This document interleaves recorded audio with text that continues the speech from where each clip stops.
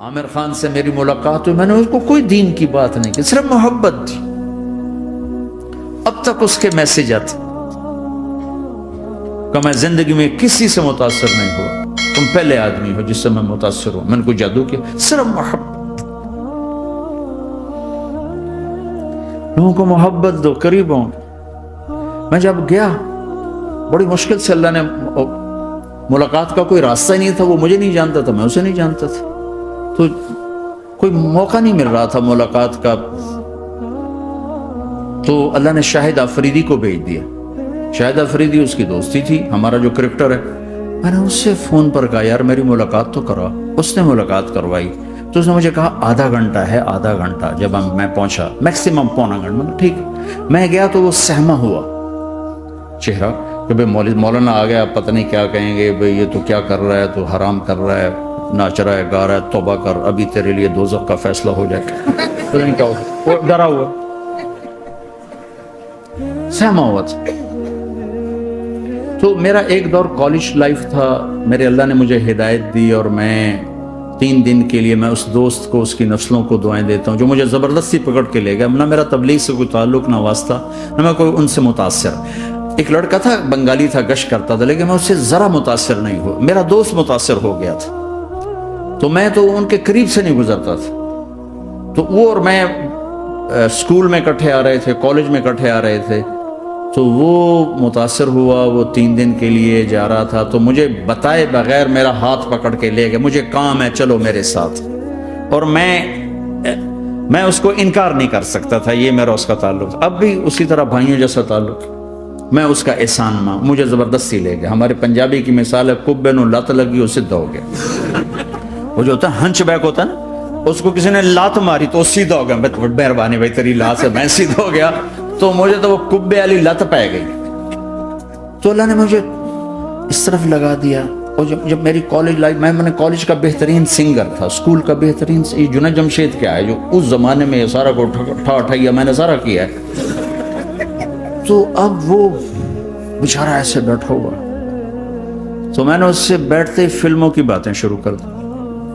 اور تھوڑی دیر بعد میں نے محسوس کیا کہ فرام 60 to 72 جو فلم انڈسٹری کو جتنا میں جانتا تھا اتنا وہ نہیں جانتا تھا. تو اس کے اوپر میرے علم کا روپ پڑ گیا. اس کی لائن کا علم تھا نا. تو حیران پریشان، یہ واز تو ہو رہے. تو کبھی دلیپ کمار کی باتیں شروع ہو گئی، کبھی راج کپور کی شروع ہو گئی، اور کبھی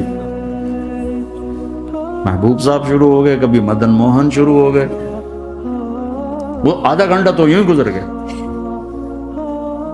تو آدھے گھنٹے کے بعد میں نے کہا جی ہمارا تو ٹائم اوور کا نہیں، اٹھیں چلے ادھر چل کے بیٹھتے. میں کھانے کی ٹیبل پر تھا، وہاں جا کے بیٹھ گئے.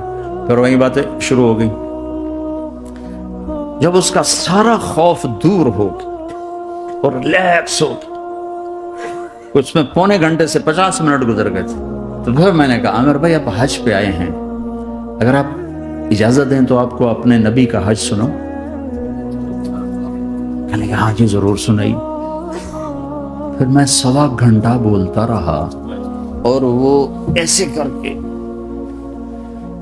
یہاں سے وہ یوں نہیں ہوا، 1.25 گھنٹہ ایسے بیٹھ کے یوں سنتا، ہلا نہیں اپنی جگہ سے.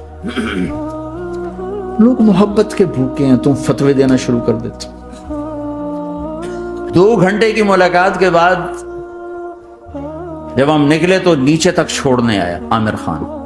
حج کے بعد میں نے کہا ایک ملاقات اور ہو جائے گا، ضرور ہوگی. پھر اس کا میسج آیا کہ میں مدینے چلا گیا ہوں، معذرت چاہتا ہوں. میں نے کہا میں مدینے آ جاؤں گا، میں مدینے پہلے ہو آیا تھا حج سے پہلے. تو اس نے کہا کہ آپ 14 تاریخ کو آ جائیں، 4 سے 6 کا ٹائم میں نے آپ کے لیے رکھا ہے. تو میں جنید اور ایک اور ساتھی ہم دوبارہ وہاں چلے گئے. 4 بجے 4:15 ہم اس کے ساتھ ہماری سٹنگ شروع ہوئی. 4:15 سے 10:15 تک 6 گھنٹے مسلسل. اور اس کے ماتھے پہ ذرا نشان نہیں آیا کہ میں بور ہو رہا ہوں. اور اس کے بعد ہم اٹھے، اس کا جی نہیں چاہ رہا تھا کہ ہم اٹھ کے چلے جائیں. محبت. پھر ایک امتحان پڑ گیا. میں اجتماع میں تھا ریمنڈ کے پچھلے سال. اس کا میسج آ کہ میری فلم تلاش آ رہی، اس کی کامیابی کی دعا کرو. لے بھائی اے چنگی بڑی. میں کہا اب کیا کروں؟ جواب دینا بھی ضروری، دعا بھی نہیں ہو سکتی، کیا کروں؟ تو جب وہ میسج آیا تو میرے سامنے کوئی 10-12 علماء بیٹھے تھے. میں نے کہا بھائی یہ میسج ہے، اس کا جواب دو. کہا جی یہ ہمارا فیلڈ نہیں، تمہارا ہے، تو ہی جواب دے. میں سارا دن سوچتا رہا، مجھے کوئی جواب سمجھ میں نہیں آیا کہ جان بھی بچ جائے، جواب بھی چلا جائے.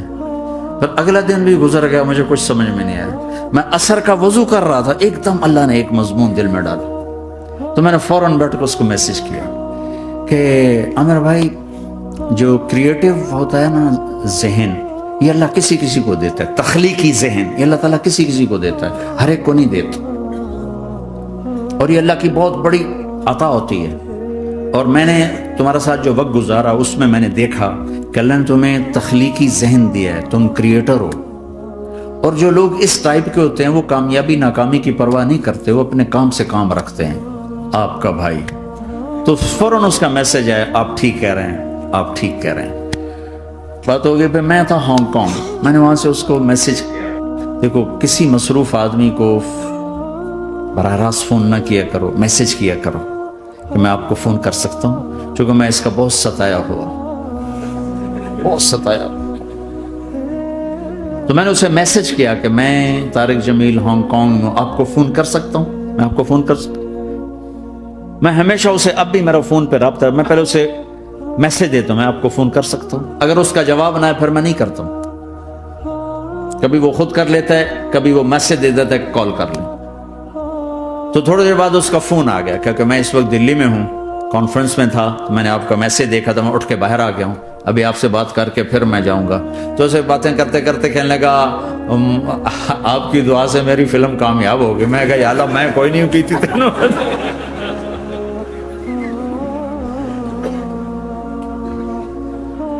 بھائیو محبتیں بانٹو، نفرتیں تو پہلے ہی بہت پھیل چکی. نشہ پلا کے گرانا تو سب کو آتا ہے، مزہ تو تب ہے کہ گرتے کو تھام لے سب.